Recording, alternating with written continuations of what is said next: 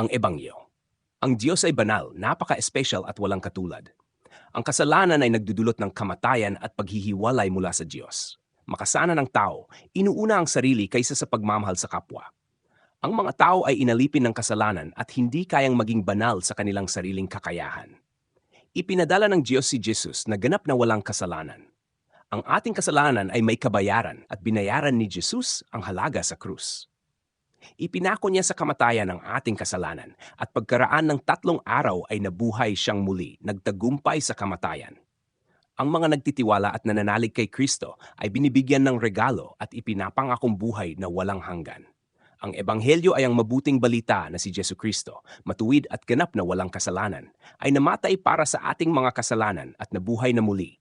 Magpakailanmang nagtagumpay laban sa lahat ng kanyang mga kaaway, upang ngayon ay wala ng kaparusahan sa mga naniniwala, kundi walang hanggang kagalakan lamang.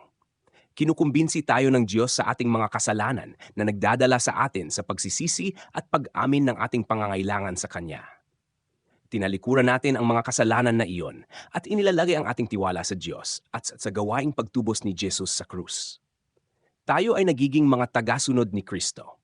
Kinuha niya ang ating mga kasalanan at tinanggap natin ang kanyang katuwiran. Ibinibigay ng Diyos ang kanyang banal na espiritu sa lahat ng kanyang hinirang upang maniwala at mayroon tayong pag-asa ng kaluwalhatian at buhay na walang hanggan sa kanyang presensya. This